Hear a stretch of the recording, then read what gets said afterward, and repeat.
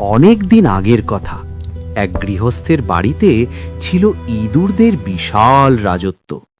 তারা মনের সুখে সেখানে বসবাস করত। খাবার দাবারের কোনো অভাব ছিল না। সারা দিন তারা এদিক সেদিক দৌড়াদৌড়ি করত আর আনন্দ করত। কিন্তু তাদের এই সুখ বেশি দিন সইল না। সেই বাড়িতে এলো এক বিশাল আপদ। গৃহস্থের আনা এক দুষ্টু বিড়াল। তার চোখ দুটো যেন আগুনের মতো জ্বলজ্বল করত। বিড়ালটি ছিল যেমন ধূর্ত, তেমনি তার চলাফেরা ছিল নিঃশব্দ। বিড়ালটিকে দেখলেই ইঁদুরদের প্রাণ ভয়ে শুকিয়ে যেত। সবাই দিগ্ভ্রান্ত হয়ে পালাত। বিড়ালটি সুযোগ পেলেই টপ করে এক একটা ইঁদুর ধরে খেয়ে ফেলত। ভয়ে ইঁদুররা গর্ত থেকে বের হতেই পারত না। তাদের জীবন দুর্বিষহ হয়ে উঠল। রান্নাঘর এখন ইঁদুর শূন্য। বিড়ালটি রাজার মতো পাহারা দিচ্ছে। এভাবে তো আর চলে না, আমাদের কিছু একটা করতেই হবে। সবাই আজ বড় গর্তে মিটিংয়ে এসো। বন্ধুরা, আমাদের অস্তিত্ব আজ হুমকির মুখে। হ্যাঁ, ওই দুষ্টু বিড়ালের হাত থেকে আমাদের বাঁচতেই হবে।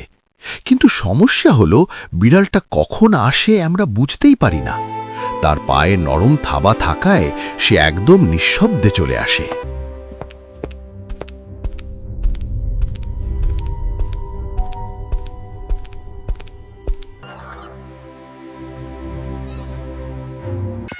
সভায় হট্টগোল শুরু হয়ে গেল। এক একজন এক এক রকম বুদ্ধি দিতে লাগলো। কেউ বলল ফাঁদ পাততে, কেউ বলল বিষ দিতে, কিন্তু কোনো বুদ্ধি মনে ধরল না।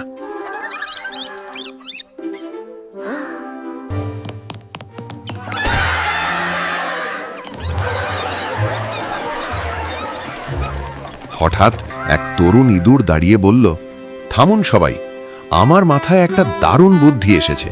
এটা এমন এক বুদ্ধি যা আমাদের সব সমস্যার সমাধান করে দেবে। আমাদের মূল সমস্যা হলো বেড়ালের নিঃশব্দে আসা, তাই তো? আমরা যদি বেড়ালের গলায় একটা ঘণ্টা বেঁধে দিতে পারি, তবে কেমন হবে?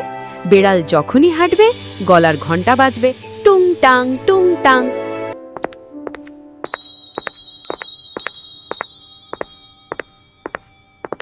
আর আমরা সেই শব্দ শুনে আগে ভাগেই গর্তে লুকিয়ে পড়তে পারবো। বলো, কেমন আমার বুদ্ধি? শুনেই খুশিতে ফেটে পড়ল সবাই। দারুণ বুদ্ধি, চমৎকার, আর কোনো ভয় নেই। ইঁদুররা একে অপরকে জড়িয়ে ধরল, যেন তারা যুদ্ধ জয় করে ফেলেছে। কিন্তু এই আনন্দের মাঝে এক কোণে বসেছিলেন এক বৃদ্ধ অভিজ্ঞ ইঁদুর। বুদ্ধিটা খুবই চমৎকার, এতে কোনো সন্দেহ নেই। কিন্তু আমার একটা ছোট্ট প্রশ্ন আছে। সব তো ঠিক আছে, কিন্তু বিড়ালের গলায় ঘণ্টাটা বাঁধবে কে? প্রশ্নটা শুনেই সভা জুড়ে তিন পতন নীরবতা নেমে এলো।